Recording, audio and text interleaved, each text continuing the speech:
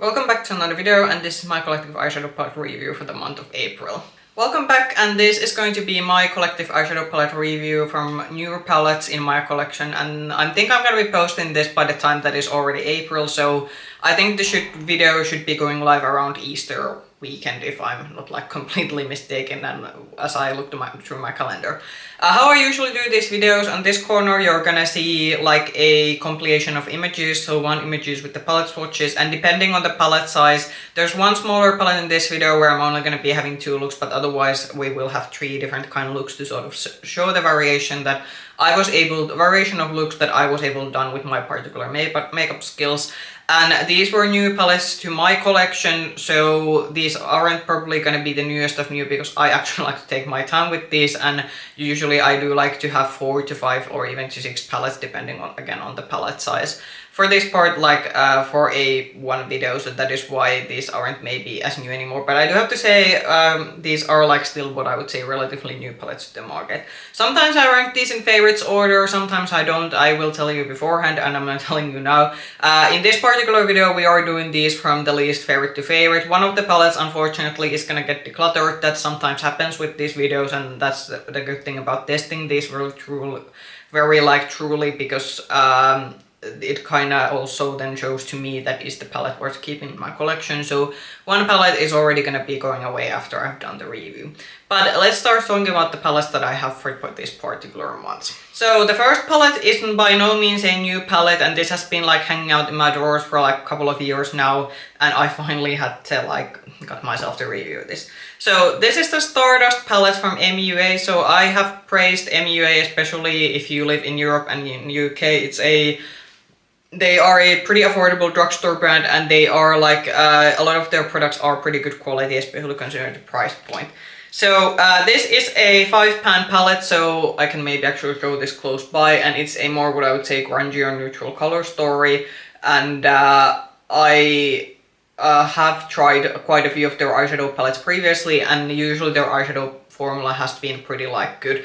Unfortunately, with this particular one, I have to say this isn't a hit. With some of these there seems to be discrepancies in terms of the quality, and this unfortunately goes to the category of palettes that unfortunately weren't such a success. I'm gonna pop in the looks and the swatches. So with this one only 2 looks, and truly I could not have done any more than 2 looks with this one. I do have to say the mattes in this one, nothing wrong with them. The matte quality is pretty on par with the other MUA mattes. It's a more buildable matte formula, but I do think it's a good matte formula that I like to recommend, especially if you're someone who just likes to do something quick in the morning. You don't have time to doing this like extra crazy eyeshadow looks, and you want something that is very like effortless to work with. I do think the matte formula, especially with them, is something that delivers on that particular area. Unfortunately, why this is getting decluttered is that while the mattes are okay, the shimmers are very much a letdown in this one, and especially with a small 5-pan, for me to have a small palette in my eyeshadow palette collection, every shade needs to work. I think the biggest like offender in this palette is this very deep, almost like it kind of looks almost like satiny shade over here. This was very hard to work with. It was very sticky to work with. I had difficulties blending it out. I did use it in one of the deeper looks that you're seeing as a sort of base color, and then I sort of topped it off with this one. I'm gonna talk about this shimmer next, but this one on its own, very hard to work with. It also felt pretty heavy on the eyelids and just not a pleasant formula altogether to work with. Then unfortunately also this one, and this is actually the lighter shimmer that kinda should bring the versatility to this particular palette, because when you kind of are looking at the shades, if you count these 2 out, this is pretty deep palette altogether. But with this one, unfortunately, you had to build and layer it quite a lot to get it to show up, and even then it kind of didn't, I think, didn't deliver in terms of opaqueness that I would have hoped. So altogether, unfortunately, also the color undertones, not maybe my favorite, but I do think that if the shimmer shades would have been in a better formula, and maybe if both of the shimmer shades had been a bit lighter shimmers, I do think lighter but opaque shimmers, so not toppers but still proper shimmers, I do think this would have been a much better palette. But unfortunately for me, in my use, not something that's gonna stick in my collection. And from these small palettes, this is particular palette that I would not recommend getting I do think in the smaller palettes they have much better ones in their collection, so I would probably skip this one. Okay, and then the rest of the eyeshadow palettes in this one, these are indie palettes, and these are gonna all stick in my collection. I just had like preferences in terms of liking some of these better than others. So I gave bellabeautébar a second chance, so I got their Dead Roses 2 palette. Monolith Shop did actually something different. They launched this as in the same time as bellabeautébar launched this on their official website, so it was kind of fun that us European makeup lovers, indie makeup lovers, we didn't have to wait to get this one. So a bit of background, this has been a makeup brand that has been getting a lot of hype from indie makeup reviewers in general, and I tried the Dead Roses original palette few years ago when they sort of brought it back for Valentine's Day, and I didn't get what the hype was about. First of all, I maybe wasn't such a big fan of the matte formula. Well, the mattes did work out, like they were built pretty easily and they were like easy to work with, but especially with the original Dead Roses palette, the shades kind of mixed in together looking into a one single shade, which from especially a more expensive palette that these Beauty palettes are, I wasn't a fan of that one. And then the shimmers were like, they were super emollient, which meant that yeah, they swatched out very nicely, but unfortunately they creased and were pretty messy at the end of the day on my eyelids. With this one, in terms of the quality, and you're gonna now see, actually I'm gonna post the looks and swatches so it's gonna make it easier to talk about this one. In terms of quality, I do think we have improvement. The matte formula with this brand, it's still not my favorite matte formula. I do think that I have like tried still like pigmented mattes that are easier, like still pretty effortless to work with. Like I would, for example, say that there's gonna be like, well, the two next palettes that I'm going to be showing are definitely an example of that, or for example Cosmic Beauty, that is a bit more affordable compared to like this particular brand. So the mattes are like very nice, but I do still think, especially considering price point, still not my favorite. With the shimmers, they definitely did improve. So with this one, the shimmer formula is a bit on the drier side, which is a good thing, because that means that I actually had the shimmer sticking on my eyelids for almost through the whole day. At the end of the day, there was like a bit of creasing, but it wasn't nearly as bad as it was with the original Dead Roses. Now in terms of the color story, it's a pretty grungy color story. This was meant to be a grungier version of a Valentine's palette, and I actually do kind of like it for that one. For me, this is definitely going to be more of a fall color story because of the grunginess, but if you were looking for a grungy Valentine's color story, I do think this delivers. We do get some variation, so you do kind of get a few lighter shades or more poppier shades, and then you get some deeper shades. So I do think that for me it saves a lot for the palette, because I think if this would have been a full-on like complete grungy palette, then well obviously I don't think I would have bought it. So I think the more poppy colorful shades do kind of give this bit more versatility to it. But I think as a whole still, even though we do get a couple of more like brighter shades, it is still at the end of the day a pretty grungy palette. So it is, I think this was never going to be a favorite color story for me, but I do think especially for a fall time this could be something that inspires me. You are gonna get pretty deep looks with this one, so even though there are a couple of lighter shades, but generally the shades do tend to go quite deep. So this is the kind of like formula that where even the kind of maybe mid-tone shades that you're seeing in the pans, they tend to go a bit on the deeper when you get them to your eyelids, if you are, for example, someone like me who has a light or fair skin tone. But this is a preference thing. I know there are a lot of people who love to do this grungy deep makeup looks, and I think for those people this is going to be a perfect palette. So overall, I do think that if you were eyeing this palette and you, for example, have liked bellabeautébar's quality before, I don't think you're going to be disappointed, but I may be still about 50-60 about the fact that is this worth the bit more expensive price point that these palettes go for. I do say certainly like the special shades in this one, they are definitely special shades, but they are also, I wouldn't say for example that this palette, that it would have that kind, like the kind of special shades that I haven't seen in other indie palettes, so it's still not like that anything maybe unique compared to like if you have collected a lot of indie palettes into your collection. But still I would say that for a grungy Valentine's palette, I do think this is still a nice like color story, and if you have enjoyed this brand's quality before, I would still like recommend getting this one. Then to the sort of like number 2 place in this particular palette review / ranking. So Enflay Rain brought out 2 Valentine's palette. I was contemplating getting both of them, but then I saw the other one, which was the like lighter pink one. And I kind of saw it already from based on the just like looking at the color story, and then especially people watching out that it looked to be pretty monotone. So I ended up only getting the grungier one. So this is the Nevermore, which was the sort of like dark romance version of the Valentine's palette duo.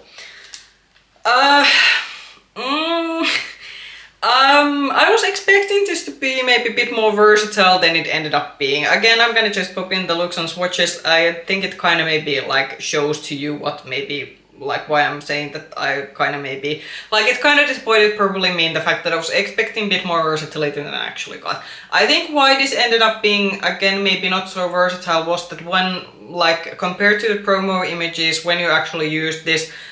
These three mattes over here, so this one over here, then this one over here, and then even this like more reddish one over here.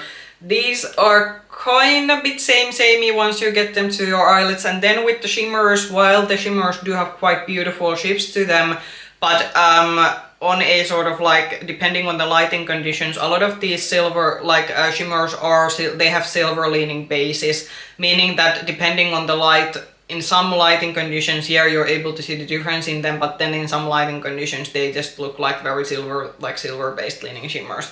So I think that is the reason why, like, I was expecting this to be, like, honestly, like, this is probably gonna be the favorite palette so far this year, and we kind of got there halfway. I would say that the only dark shade that we had was probably this deeper shade over here, so it's called the Broken Hearted.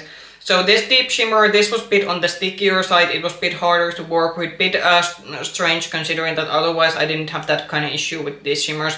I will also give Ensley Rain credit, so if we ignore this particular shade over here, some of Ensley Rain's palette have had a bit more these emollient shimmers, which I haven't been again a fan of because I'm a person who does suffer from creasing.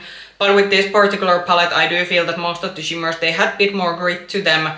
And that is kind of now in a good way, meaning that they did grip to your eyelids a bit better, meaning that they also lasted throughout the day a bit better. So I do think there was like improvement with the shimmer formula in this one, so it wasn't this like super slippery emollient shimmer that again looks great when you swatch it out, but doesn't really last on your eyelids if you suffer from creasing.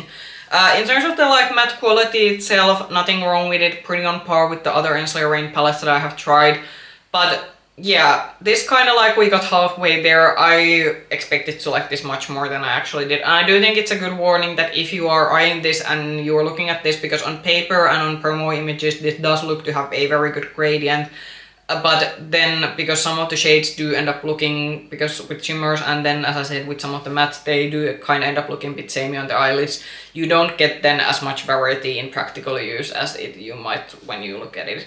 But still, I think that if you are looking for a grungy, this sort of like wine red mauvish eyeshadow, like a sort of like indie palette, I do think this is a good option. And I do think it's nice that Ensley Rain is doing these smaller palettes, because with a lot of like, even within this one, as I said, there's like quite a lot of similarity between some of the shades. And then with the bigger palettes, the risk of getting like duplicate shade, that's kind of like increases the more you include shades in your palette. So I am happy that we are seeing more of these condensed color stories, and I do hope that Ensley Rain might release more of these in the future. But for me, it was still a very good, and especially like this more deeper Valentine themed palette, but it wasn't maybe as good as I was maybe hoping it to be. And then the most favorite palette from the palettes that I reviewed. So this probably wasn't a surprise. I did kind of maybe give this away when I was doing the collective makeup review, or maybe it was actually the makeup haul video when I covered this. That was some time ago. So I finally managed to try some SiNGE Beauty. I did review the blush that I got within this order. So from the blush, it was included in one of my collective makeup review videos, but I did get the Succulent Dew palette. So this was now, was this the fourth, I think, eyeshadow palette that they released? And I have to say, it was good that I maybe waited to get the palette that I thought that would suit me the best. So I think this was a more, what I would say, it was another like colorful palette in the sort of SiNGE Beauty line, but with this one we got some maybe, I think the previous one they were pretty warm tone leaning. With this one we maybe had different kind of undertones. And I do have to say, Angie knows how to do eyeshadow. I do think in terms of, for example, matte quality, this was a very, very nice matte formula where there was pigment, but it was very like, still very easy to work with. If you layer different shades, the shades actually show up, like they blend in together, but in the same time they don't blend in together, the shimmers, while these aren't the most like, how should I say, there's like only like I think 1 or 2 like multichromes in this one, but the other shades are still these very pretty like sparkly shimmers, but it's still a bit more like drier shimmer formula, so it isn't gonna crease on your eyelids. And Angie has spoken that also with her eyelids shimmers do tend to crease, so I do think it's nice that within her brand she has taken into account that there are people who can't use these very emollient shimmers. I'm gonna pop in the looks and swatches with this one. I enjoyed all the looks that I got to do with this one. I think the most impressive shades in this particular palette was actually this sort of minty green over here. This really shows up as pigmented as shows in the pan, and this is pretty impressive. I think Blend Bunny so far has been the only other brand that I think has been able to execute this sort of white-based pastel shade as well as Angie did it in this palette. Maybe the only like that shade that actually is another matte that I was kind of maybe a bit disappointed in was then the peachy shade over here. So for some reason, and this is a bit odd, so this isn't as punchy as the minty shade, and it's kind of like strange considering how well the pastel mint shade is executed, that the pastel peach shade, then this was the only shade that I had to actually build quite a lot to get it to show up, and it still didn't show up quite as punchy as it is in the pan, but otherwise didn't have any issues. The deeper mattes, they give you depth, but they were also very effortless to work with and blend out. So I do think that if you've been like eyeing for more colorful indie, especially indie eyeshadow palettes, and you're looking for something a bit more decently priced, Angie has been able to keep the price of these in a pretty reasonable price point.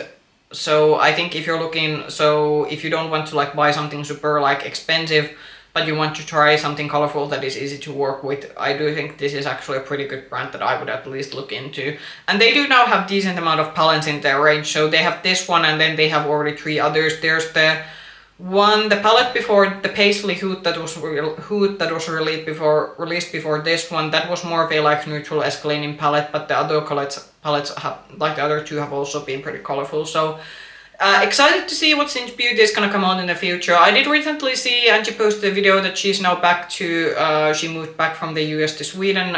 She lived in Texas for I think few years because I think her husband had a job there, but I think they made the decision from multiple different reasons to move back to Europe. I can definitely say after watching her video, I understand 100% that she wanted to move back. So I don't know, the brand isn't gonna go anywhere even if she has now moved countries, but I can understand probably that now that they have moved back to Europe and they're trying to figure out their life here, it's probably gonna take some time before we're gonna see another SiNGE launch, but I'm happy to wait because if the next SiNGE palette is anywhere near the quality as this one and the color story is appealing, I'm definitely buying more palettes from the brand, because this was very impressive for an indie brand that I still think is relatively new. And as I said, not only is the palette impressive, also the powder blush is very impressed. I hope that aside from blushes, we're gonna get bronzers and highlighters in the future. And also other products, they have lip liners now, so I'm kind of hoping that maybe because we got lip liners in the Paisley Hood launch, maybe we could get some lipsticks or glosses in the future. So I hope that Angie is able to like continue with this brand, even if now there's been some changes in the like personal side of her life. But very impressive, and if you've been eyeing this palette or maybe any other palette in the SiNGE Beauty line, like I would give them a try because this was like awesome. Those were the palettes that I had to review for this month. Comment down below what have been sort of your favorite eyeshadow palettes that you have been trying out recently. If you like this video, push the like button and subscribe to the channel, ring the bell button if you want to get notifications from our future content. You can also find me with the same nickname, Makeup Hedgehog, on Instagram. I hope I can see you in the video. Bye bye!